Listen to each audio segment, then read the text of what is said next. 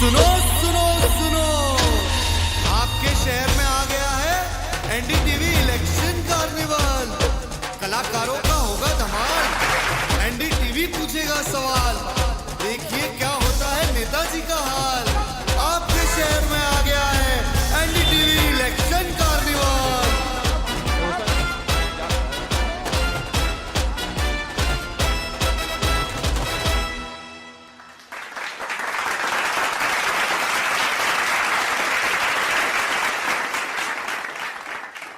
नमस्कार, आपका बहुत स्वागत है एनडीटीवी इलेक्शन कार्निवाल में। एनडीटीवी इलेक्शन कार्निवाल का काफिला 3108 किलोमीटर का सफर तय करने के बाद पहुंच गया है छत्तीसगढ़ की राजधानी रायपुर। और एनडीटीवी इलेक्शन कार्निवाल में मंच पर मैं आमंत्रित करता हूं मंत्री टंकराम वर्मा जी को। स्वागत करता हूं मंत्री जी, प्लीज मंच पर आइए।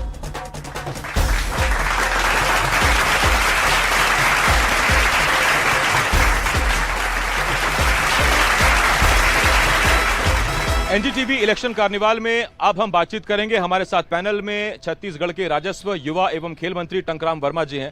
टंकराम वर्मा जी, स्वागत करता हूं मैं आपका। जी धन्यवाद। सबसे पहला सवाल तो मैं आपसे यही पूछूंगा, रायपुर और छत्तीसगढ़ में खेल को और मजबूती से आगे बढ़ना चाहिए और राजनीति भी एक खेल है, तो आपने तो अपना खेल जीत लिया, लेकिन युवा कैसे खेल में आगे बढ़े, ये जिम्मा आपके पास है। अब देखिए, हमारी सरकार थी डॉक्टर रमन सिंह जी की सरकार, तो उस समय खेल प्रतिभाओं के ऊपर विशेष ध्यान रखा गया, उनको आगे बढ़ाने के लिए, प्रोत्साहित करने के लिए, और शासकीय सेवा में भी उनके लिए आरक्षित किए गए थे।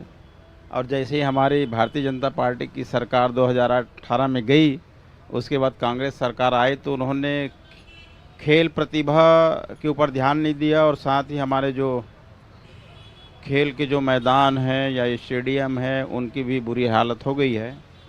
अब फिर से भारतीय जनता पार्टी की सरकार आ गई और हमारे माननीय मुख्यमंत्री जी के विष्णुदेव साय जी के निर्देशन पे फिर से हमने शुरुआत किया है अलंकरण समारोह का, 5 साल बीतने के बाद 6वां साल में। और इस समारोह से हमारे जो युवा प्रतिभागी हैं, हमारे जो खिलाड़ी हैं, उसमें उत्साह का संवर्धन हुआ है। और हम तो चाहते हैं कि हमारे छत्तीसगढ़ की जो प्रतिभा है वो प्रदेश और राष्ट्रीय स्तर पे अच्छा प्रदर्शन करें, नाम रोशन करें। आपके पास खेल के साथ साथ युवा भी है, और जब युवा जुड़ जाता है तो पहला सवाल आता है रोजगार और शिक्षा का। शिक्षा का विभाग आपके पास नहीं है, लेकिन जब युवाओं से जुड़ा हुआ है तो बड़ा सीधा सवाल यह है कि यही युवा वोट करने जाएगा 7 तारीख को। आपकी तरफ से बृजमोहन अग्रवाल खड़े हुए हैं, तो आपने और आपके विभाग ने वो कौन से काम किए हैं कि युवा जब वोट दबाने जाएगा, वोट देने जाएगा, तो वो आपकी पार्टी के लिए होगा?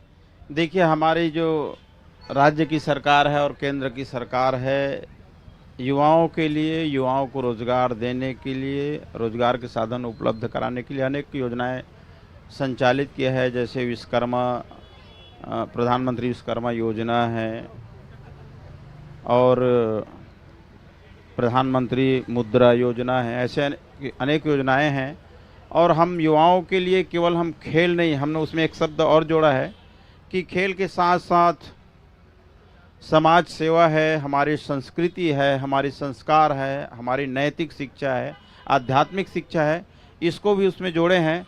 और जो युवा इन सभी क्षेत्रों में आगे अच्छा काम करेगा, उसके लिए एक नए पुरस्कार की घोषणा किए हैं, छत्तीसगढ़ युवा रत्न पुरस्कार। इस पुरस्कार से उसको सम्मानित किया जाएगा। एक टंकराम वर्मा जी, सवाल मेरा ये है, फिलहाल आर्थिक स्थिति छत्तीसगढ़ की कैसी है? आगे के इन 4 सालों की क्या योजना है?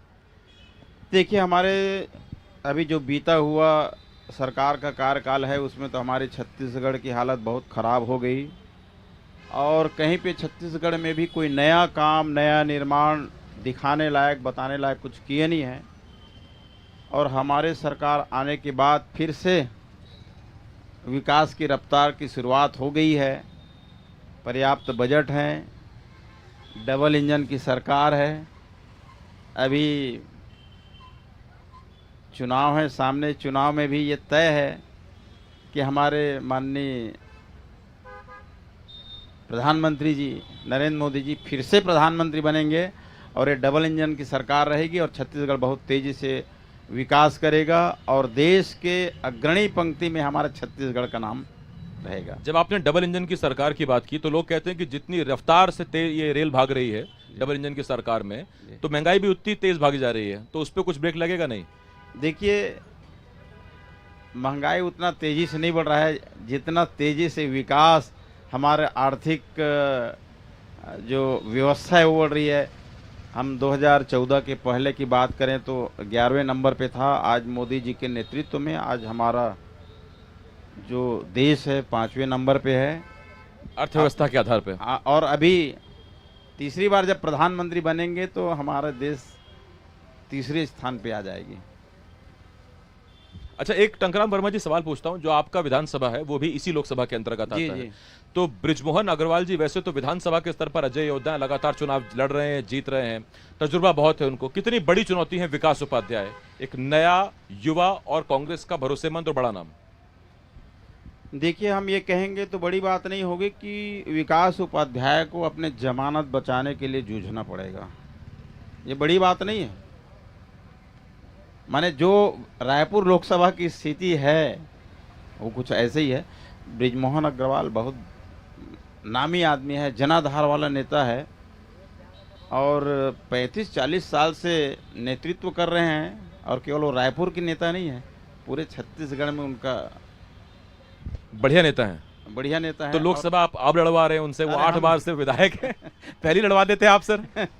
हम कहा, ये तो पार्टी का निर्णय, पार्टी का आदेश है और बहुत ज़्यादा वोट से एक रिकॉर्ड बनेगा। हम लोगों का प्रयास है कि प्रदेश में नहीं देश में रिकॉर्ड बनना चाहिए रायपुर लोकसभा का। अभी बहुत वक्त नहीं हुआ है आपकी सरकार बने, अभी जब चुनाव हुए थे 23 में, तो जो इतना कम वक्त लगा, फिर आचार संहिता भी लग गई, तो उतना वक्त मिल पाया कि राज्य सरकार अपने काम दिखा सके ताकि लोकसभा में वोट मांग सके? देखिए, बहुत बड़े काम को धरातल पर ले आए हैं। मोदी जी की गारंटी में सबसे बड़ा गारंटी था कि जो 2 साल के किसानों को बोनस का पैसा देना था। दूसरा बड़ा वादा किए थे कि महतारी, हमारे जो बहनें हैं उनको महतारी वंदन योजना के तहत 1-1 हज़ार रुपये मिलना चाहिए। 70,24,000 हमारी बहनों को ये राशि मिल रही है। और किसानों के लिए बहुत बड़ी घोषणा थी कि 3100 रुपये का उनको धान का कीमत देना है। तो अभी जो डिफरेंस राशि दिए हैं, अंतर राशि दिए हैं, 1 एकड़ के पीछे 19,300 कुछ रुपये हैं। माने अगर आप ये कहें तो 20,000 रुपया भी मिला है, बहुत राशि मिला है। 18 लाख प्रधानमंत्री आवास बनना है, उनके लिए भी हो गया है। तो बड़ी बड़ी जो घोषणाएं थी वो 3 महीने के अंदर बहुत कम समय में हमारे माननीय मुख्यमंत्री जी ने कर लिया है। तो अब जब चुनाव, ये चूंकि छत्तीसगढ़ का चुनाव नहीं हो रहा है, ये देश का चुनाव हो रहा है, छत्तीसगढ़ में जब किसान को 3100 रुपये धान का मिल सकता है, तो फिर देश के धान उगाने वाले किसानों को 3100 रुपये क्यों नहीं मिल सकता? अब देखिए, हमारा जो छत्तीसगढ़ है धान का कटोरा है, धान का कटोरा है। यहाँ तो हमारे तो ये तो ठीक है ना, बाहर थोड़ा थोड़ा धान होता है, पैसे देने में ज़रा पैसा खर्च नहीं होगा, आप तो राजस्व वाले हिसाब लगा ही लेंगे। हर प्रदेश की अपनी अलग नीति होती है, तो उसके हिसाब से हमारे यहाँ मांग थी, धान का ही खेती होता है और धान पे ही आश्रित हैं। तो मोदी जी ने बहुत बड़ा काम किया है हमारे छत्तीसगढ़ की सरकार ने, कि वाकई में किसानों के जीवन में खुशहाली आ गई, समृद्धि आ गई इससे। अच्छा, एक सवाल और टंकराम वर्मा जी, छत्तीसगढ़ जब से बना तब से बाइपोलर सिस्टम रहा, या तो बीजेपी या कांग्रेस, कोई तीसरा दल इतनी मजबूती से सामने नहीं आया। अजीत जोगी जरूर जनता कांग्रेस छत्तीसगढ़ लेके आए थे, लेकिन उसके बाद वो कोई 5 विधानसभा में जीते थे, फिर कोई दम उसमें दिखा भी नहीं। अभी वो कुछ सियासी बहुत मजबूत विरोधी आपकी नजर भी नहीं आते हैं। इन चुनावों में भी आप मानते हैं कि मुकाबला सिर्फ और सिर्फ बीजेपी कांग्रेस के ही है और कोई किसी के पास सीट नहीं जा रही, किसी और पार्टी के पास? देखिए, छत्तीसगढ़ में कोई तीसरा दल है नहीं।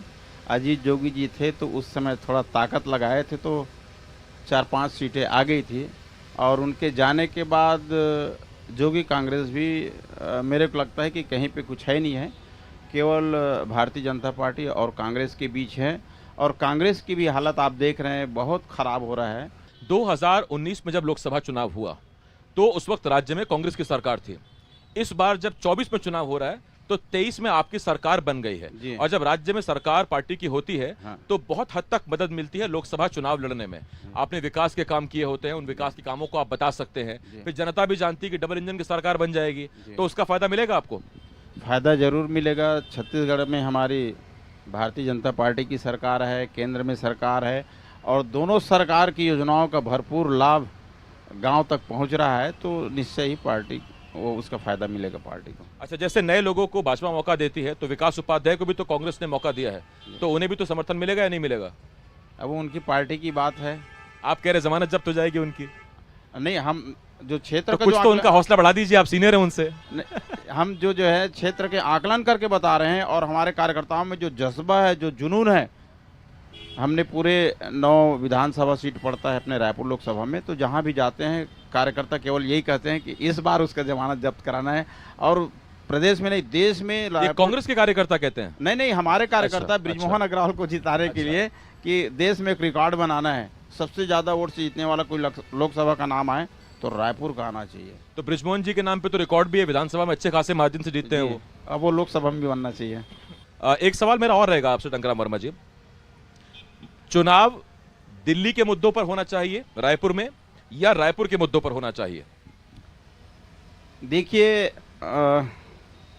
ये केंद्र का चुनाव है, लोकसभा का चुनाव है, देश का चुनाव है, तो ज़्यादातर लोग देश के मुद्दों पे बात करते हैं, देश के बारे में सोचते हैं।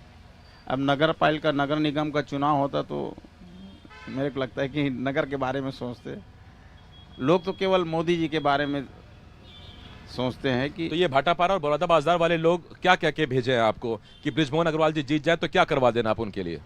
देखिए, ब्रिजमोहन अग्रवाल जी काफ़ी अनुभवी और काफ़ी वरिष्ठ नेता हैं, और विकास के काम बहुत कराए हैं और आगे भी कराएंगे। सबको पूरा भरोसा है, विश्वास है, और उनकी लोकप्रियता भी है। तो कांग्रेस सिर्फ अकेली आपके सामने नहीं है, इस बार तो कई विपक्षी गठबंधन मिलके इंडिया गठबंधन बन के आपसे चुनाव लड़ रहे हैं, तो उसका कितना असर पड़ेगा? उसका असर नहीं पड़ेगा, पूरा देश समझ रहा है, पूरा देश की जनता समझ रही है कि इसको केवल मोदी जी को रोकने के लिए ये लोग सब इकट्ठा हो रहे हैं। ये आपस में ही उनका कोई एजेंडा नहीं है कि देश के लिए क्या है, कुछ भी रीति और नीति नहीं है, केवल और केवल मोदी जी को रोकने के लिए लोग प्लानिंग कर रहे हैं। इस चीज़ को यहाँ की जो जनता है भली भांति समझती है। बहुत धन्यवाद करता हूँ मंत्री जी आपका, आप हमारे एनडीटीवी इलेक्शन कार्निवाल में आए, बहुत शुक्रिया बातचीत करने के लिए। टंकराम वर्मा जी, मंत्री राजस्व, खेल, युवा, छत्तीसगढ़ सरकार, हमारे साथ एनडीटीवी इलेक्शन कार्निवाल में जुड़े हुए थे।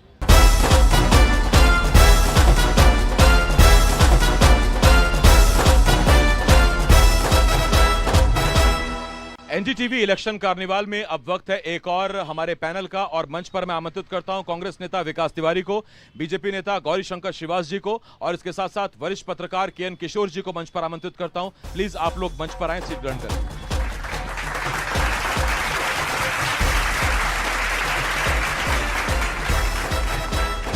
मंच पर हमारे साथ हमारे पैनलिस्ट आ गए हैं, चर्चा की शुरुआत करते हैं। सबसे पहले मैं सवाल लेता हूं विकास तिवारी जी आपसे। विकास जी, आप भी विकास हैं, जो यहां से लड़ रहे हैं उनका नाम भी विकास है, इतना विकास है फिर भी टंकराम वर्मा कह रहे थे कि विकास उपाध्याय की जमानत जब्त हो जाएगी। देखिए, टंकराम वर्मा जी दुर्घटनावश मंत्री बने हैं, दुर्घटनावश उनको टिकट दिया गया है। हम लोग को राजनीति करते बहुत लंबा समय हो गया। टंकराम वर्मा जी को मैं ना कभी झंडा भी ना लगाते देखा भारतीय जनता पार्टी का। हाँ, वो सांसद के प्रतिनिधि थे, उसके बाद वो विधायक के प्रतिनिधि बने, तो यही समझिए कि एक जुगाड़ करते करते जैसे तैसे उनको टिकट मिल गया, और भारतीय जनता पार्टी के जो स्थानीय वहाँ पर के कार्यकर्ता थे उनका हक मार के इनको टिकट दे दिया और मंत्री बना दिए। जो पसीना बहा के चुनाव लड़े भारतीय जनता पार्टी के लोग, जो कार्यकर्ता लोग कांग्रेस से लड़े, आप देखिए आसिफ भाई, पूरे देश में जो कांग्रेस की गंदगियां हैं, जो अन्य दल की गंदगियां हैं, मैं गंदगी बोलूंगा सीधी सीधी बात, उनको भारतीय जनता पार्टी अपने में समाहित कर रही है। मोदी जी कह रहे थे कि मैं कांग्रेस मुक्त भारत करूंगा, वो भाजपा युक्त, कांग्रेस युक्त भारत हो गया, उनका भाजपा हो गया। यहाँ के जो स्थानीय भाजपा के और आरएसएस के बड़े नेता है वीरेंद्र पांडे जी ने कहा कि आज ये स्थिति हो गई भाजपा में कि भाजपा में ही भाजपाई अल्पसंख्यक हो गए हैं, विचारधारा खत्म कर दिए हैं। राम मंदिर से लेके तमाम जुमलेबाजी की बात होगी, लेकिन यहाँ पर जो युवा बैठे हैं, 30 लाख केंद्र की नौकरियां हैं। देखिए, भारतवर्ष में दुर्भाग्य की बात यह है कि धर्म के नाम से लड़ाएंगे, मंदिर के नाम से वोट मांगेंगे, लेकिन भाजपा ये क्यों नहीं बताते कि केंद्र की नौकरी सेंट्रल गवर्नमेंट का जॉब 30 लाख राहुल जी ने कहा सरकार बनते तत्काल देंगे। जो गरीब घर की महिलाएं हैं उनको 1 लाख रुपया प्रति परिवार एक महिला देंगे।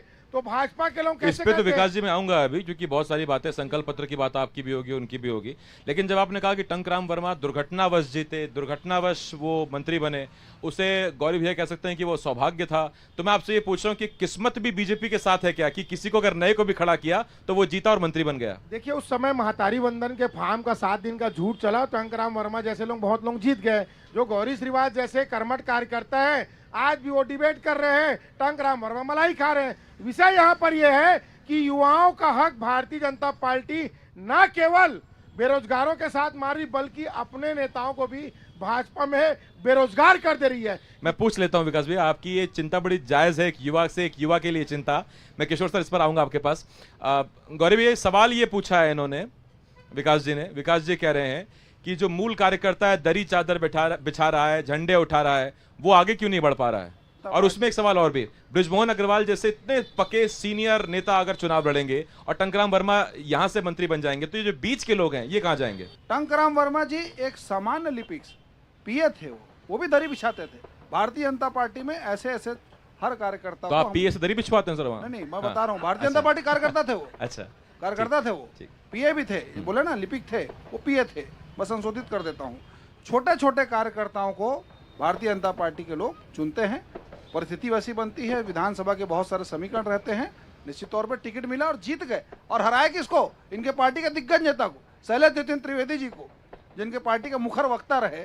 टंकराम वर्मा जी ने उनको धूल चटा दिया। उस बात का ऐसा लगता है कि इनको बहुत ज़्यादा रंज है, तकलीफ है कि टंकराम वर्मा जी के बारे में ऐसा कह रहे हैं। भारतीय जनता पार्टी में हर कार्यकर्ता का सम्मान है और भारतीय जनता पार्टी का कार्यकर्ता पद के लिए भारतीय जनता पार्टी में नहीं जुड़ता। ये कांग्रेस पार्टी में होता है कि टिकट मिल जाएगा, नहीं मिलेगा भाजपा भाग जाएंगे, आम आदमी पार्टी चले जाएंगे, समाजवादी पार्टी चले जाएंगे। भाजपा का कार्यकर्ता भारतीय जनता पार्टी की विचारधारा के साथ में चलता है, विकास की बात करता है, राष्ट्रवाद की बात करता है, हिंदुत्व की बात करता है, उसी के साथ में उन्हीं सब चीजों को लेकर वो कार्य करता है। नहीं, विकास की बात तो विकास जी कर ही रहे हैं, आप तो अपनी बात करिए। विकास तो खो चुका है, विकास तो पिछले 5 साल में खो चुका है। और इन्होंने कहा कि रोजगार की बात क्यों नहीं होती है। मैं चाहता था विकास तिवारी जी रोजगार में आए। इस प्रदेश के 10 लाख युवाओं को इन्होंने कहा था 2500 बेरोजगारी भत्ता देंगे। 4 साल 6 महीने तक प्रदेश के युवाओं को बेरोजगारी भत्ता नहीं मिला। आखिरी के 6 महीने चंद हजार लोगों को बेरोजगारी भत्ता देने का दुस्साहस किया, वो भी हाथ नहीं आया। गौरी जी, मेरा सवाल बड़ा सीधा सा आपसे कि आप जो मोर्चा देख रहे थे उसमें आप भी, आपके समर्थक भी, आपके चाहने वाले भी सोच रहे थे गौरी भैया प्रमोट होंगे, फिर चंद्रशेखर शुक्ला यहां से आ गए। देखिए, भारतीय जनता पार्टी में कोई आ रहा है तो हमारा कुनबा बढ़ रहा है, ये सिकुड़ रहे हैं, इस बात का इनको कम है। हमारा परिवार बढ़ रहा है। चंद्रशेखर शुक्ला जी हो चाहे कोई, खुद विकास तिवारी जी अगर कांग्रेस में आते हैं तो उनका मैं स्वागत करूंगा, रेड कार्पेट बिछाऊंगा बीजेपी में। बिल्कुल बिल्कुल स्वागत करूंगा बीजेपी में। किशोर सर, मैं देखिए पॉलिटिकल डिबेट तो चली रही है इनसे, मैं आपसे ये पूछ रहा हूं कि रायपुर की जंग आपको कितनी आसान, सरल, उलझी हुई, फंसी हुई कैसी नजर आती है? रायपुर की जंग देखा जाए तो अभी तो आप पहले भी बोल चुके हैं कि ये बीजेपी की बहुत लंबे समय से चली आ रही है। अब पता नहीं कि वोटर्स क्या डायरेक्शन देगा या क्या सोच है, लेकिन यहाँ ऐसे कैंडिडेट को बीजेपी ने खड़ा किया है जो जंग इलेक्शन जो है बहुत लंबे समय से एक्सपीरियंस के साथ लड़ते आ रहे हैं और वो उनको स्ट्रेटेजिस्ट माना जाता है इलेक्शन के। दूसरी चीज़, विकास उपाध्याय जो है जो कांग्रेस के हैं, वो भी धीरे धीरे से नीचे से एनएसयूआई से ऊपर उभर के आए हुए हैं और अभी अभी एमएलए बने थे और बदकिस्मती से वो जो पिछले बार की जैसी लहर चली, अनजाने साइलेंट वोटर्स जो होते, अब देखते हैं कि इसमें दोनों की टक्कर क्या होगी और क्या सोच रखते हैं। एक किशोर सर, मेरा सवाल आपसे और भी है, क्योंकि ये चुनाव दिल्ली का है, ये चुनाव रायपुर का नहीं है, रायपुर से मेरा मतलब विधानसभा से है, क्योंकि चुनाव दिल्ली का है, तो यहां आप क्या भांप रहे हैं सर? मुद्दे वो इजराइल वाला, राम मंदिर वाला, पाकिस्तान वाला मुद्दा गूंज रहा है कि यहाँ स्काई वॉक, तेली बांधा, टाटी बंद, रायपुर खास, यहाँ के मुद्दे गूंज रहे हैं? नहीं, लोग असेंबली में देखा जाए तो लोकल मुद्दे ज़्यादा रहते हैं और लोकसभा में तो सेंटर की जो है वो कौन सी गवर्नमेंट बनाएगी और जो मेजर पॉलिसीज़ जो लेके आएगी उसी पे ज़्यादा पब्लिक वोट देती है। लोकल मुद्दे जैसे आप कॉरपोरेटर ये है असेंबली के जो स्टेट के हिसाब से स्टेट के मुद्दे रहेंगे, और लोकसभा में तो सीनियर ज़्यादा सेंटर जो स्टेबल गवर्नमेंट दे सकती है, पॉलिटिकली स्टेबल रहे, इकोनॉमी को स्टेबल कर सकती है, ऐसे मुद्दे ज़्यादा वहाँ पे बोले जाते हैं। पिछली बार तो राज्य में सरकार भी आपकी थी, उसके बावजूद आप 2 ही सीटें जीत पाए थे, एक कोरबा और एक बस्तर, और इस बार तो आपकी सरकार भी नहीं है, तो ये कितना चुनौतीपूर्ण होगा आपके लिए? देखिए, चुनौती हर चुनाव होता है आसिफ भाई। सबसे बड़ी बात यह है, मैं अपने जेब से 1,01,000 रुपया दूंगा अगर भारतीय जनता पार्टी के नेता 2019 में जो वादा श्री नरेंद्र दामोदर दास मोदी जी कहते उसमें बात करें। ये चुनाव किसका है? लोकसभा का चुनाव है।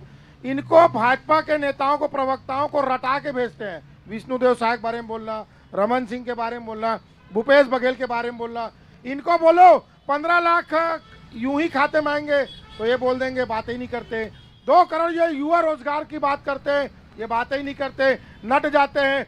महिलाओं को बोले थे, मेरी बहनों को महंगाई कम करेंगे, 500 रुपया सिलेंडर, राम भगवान से लेके 33 करोड़ देवी देवता कसम खाक बोले 500 में सिलेंडर देंगे। पूछ लो किसको 500 में सिलेंडर मिला। और जब केंद्र में राहुल गांधी कह रहे हैं कि हम आएंगे और युवाओं को सेंट्रल गवर्नमेंट का नौकरी देंगे। आप एक बात बताइए, सेंट्रल का चुनाव सेंट्रल का बात होना चाहिए, भाखड़ा नंगल का बात होना चाहिए, ये तेली बांधा तरिया का बात क्यों करते हैं? इनके में हिम्मत क्यों नहीं है कि ये सेंट्रल का बात करें? दूसरी बात, बृजमोहन अग्रवाल जी को टिकट नहीं दिया गया है, उनको जबरदस्ती रिटायर किया जा रहा है। वो अभी प्रचंड वोट से जीत के तो अगर वो दिल्ली जाएंगे तो प्रमोशन है कि रिटायरमेंट है? 10 सेकंड। बृजमोहन अग्रवाल जी व्यवसाय से व्यापारी आदमी है। 35,000 करोड़ का उनका बजट का उनका विभाग था, बढ़िया दुकानदारी चल रहा था। अचानक बलात् उनको इसलिए यहाँ से भगाया जा रहा है क्योंकि विष्णुदेव साय सरकार में किसी को भी मंत्री बना दिया गया। आप उठा के देख लो, अगर वो भारतीय जनता पार्टी का इतिहास बता दे तो मैं गमछा पहनना छोड़ दूंगा। अगर विकास उपाध्याय जीत गए तो कितनी संभावना है कि वो यूपीए की सरकार में मंत्री बने, और अगर बृजमोहन अग्रवाल जीत गए तो कितनी संभावनाएं हैं कि वो एनडीए की सरकार में मंत्री बने? बृजमोहन अग्रवाल जी तो जीत नहीं रहे। मान लो यदा कदा जीत गए तो उनको वन विभाग में मोदी जी सदस्य बनाएंगे, उससे ज्यादा कुछ नहीं बनाएंगे। दूसरी बात, विकास उपाध्याय चुनाव जीतेंगे तो यहाँ की गरीब महिलाओं को 1 लाख रुपए मिलेगा, मेरी जवाबदारी है। और गौरीशंकर जी, मैं आपसे एक सवाल ये पूछता हूं कि भगवान राम को भोग लगाएंगे, जरूर लगाएंगे, लेकिन सिलेंडर तो सस्ता कीजिए, फिर बढ़िया पकोड़े बनेंगे, 56 भोग बनेंगे, फिर हमको भी मजा आएगा, हमारी जेब पे भी असर कम पड़ेगा। आसिफ भाई, भारत देश में कोई ऐसी सरकार का नाम बता दीजिए जो 4 महीने बाद पूरे अपने घोषणा पत्र को लागू कर दी हो। कोई ऐसी सरकार अगर आपके जहन में तो बता दीजिए। लेकिन फिर भी मैं कह रहा हूँ, उसके इतर छत्तीसगढ़ की विष्णुदेव सरकार ने जो जो बातें कही थी, 50% से ज्यादा सारी चीजें हमारी लागू हो चुकी है 4 महीने में। 3100 में धान खरीदी हो गई, 2 साल का बकाया बोनस मिल गया। 18 लाख गरीब परिवार जिसके हक को इन्होंने मारा था, उस सारे मकान बनाने शुरू हो गए। 65,000 मकान, 65,000 ज्यादा मकान बन चुके हैं, प्रस्ताव पारित हो चुका है। इसके अलावा जो पीएससी में इन्होंने घोटाला किया था, प्रदेश के युवाओं का हक मारा था, उसकी सीबीआई को जांच सौंपी जा चुकी है। जो जो बातें हमने की थी, 500 सिलेंडर की बात वो भी दे देंगे। अभी सरकार 5 साल की है ना, इनके ऐसा नहीं करेंगे भाई। जो सरकार है भारतीय जनता पार्टी की जो विकास की है, उसका हमने पैमाना जनता के सामने रखा है, हमने अपना रिपोर्ट कार्ड रखा है। खाली आरोप से नहीं होता है, खाली डिबेट में बैठ के गला बजाने से नहीं होता है, प्रमाणित बात होनी चाहिए। हमने जो बात को कहा है, मोदी जी की जो गारंटी है, ये देश की गारंटी, जनता की गारंटी है, उसको अक्षरशः पालन हमने किया है। आज एक युवा जब वोट डालने जाता है तो सोचता है कि उसको क्या मिला 5 साल में। हम बताते हैं क्या मिला, सुरक्षा मिला। आज कोई भी देश आंख उठाने की हिम्मत नहीं कर पा रहा है, घर घुस के मारा जाता है। नया भारत है, ये हमने विश्वास प्रदेश की जनता को और देश की जनता को दिया है। इन्होंने क्या दिया? इन्होंने देश को बेचा, चाहे शिमला समझौता हो, चाहे कैलाश मानसरोवर समझौता हो। विदेश में जाकर राहुल गांधी जी भारत देश की बदनामी करते हैं, छत्तीसगढ़ के आंदोलन की बात करते हैं, आदिवासियों से मिलने नहीं जाते हंसदेव में। अब चुनाव आगे पहुंच जाएंगे वहां पर गमछा पोड़ के। मुद्दा महंगाई का होगा या मुद्दा राम मंदिर का होगा? मुद्दा रोजगार का होगा या फिर मुद्दा पाकिस्तान चीन का होगा? नहीं, मुद्दा तो महंगाई और जो पब्लिक रिलेटेड इश्यूज है उसी पे होगी डिबेट। जो भी होना तो उसी पे चाहिए। हो क्या रहा है, मैं तो पूछ रहा हूँ आपसे, होना तो वही चाहिए। लेकिन मुद्दे जो है वो भटकाए जा रहे हैं इधर उधर। बात ये है कि वही भटकाए जा रहे हैं। तो क्या जितना विपक्ष है इंडिया अलायंस से, आपको लगता है कि वो ट्रैक पे नहीं ला पा रहे उन चीजों को? मतलब मुद्दे वो नहीं पकड़ पा रहे जो अमूमन आरोप लगता है कि विपक्ष कई बार बहक भी जाता है, जिस तरफ सरकार ले जाती है वहां चला जाता है, वो जो मूल मुद्दे उनसे बहक जाता है। नहीं, मेन तो वही है कि विपक्ष अपने जो मुद्दे हैं, पब्लिक के मुद्दे, उस सही तरीके से पब्लिक के सामने रख नहीं पा रही है।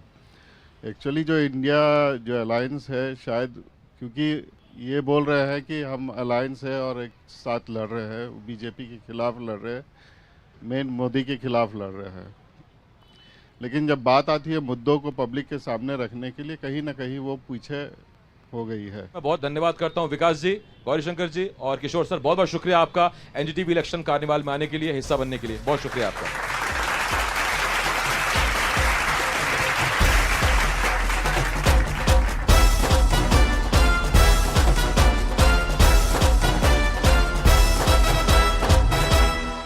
तीन 3108 किलोमीटर सफर के बाद एनडीटीवी इलेक्शन कार्निवाल आ पहुंचा है छत्तीसगढ़ की राजधानी रायपुर, यानी कि मोर रायपुर। और मेरे साथ है माय एफएम के आरजे ऋषभ। ऋषभ, बहुत स्वागत है आपका। जोहार आप सभी को और धन्यवाद आपका कि आप इतनी मेहनत कर रहे हैं, बहुत अलग अलग जगह जा रहे हैं और कैंपेन को जो है वोटिंग को लेकर अवेयरनेस फैला रहे हैं लोगों के बीच में।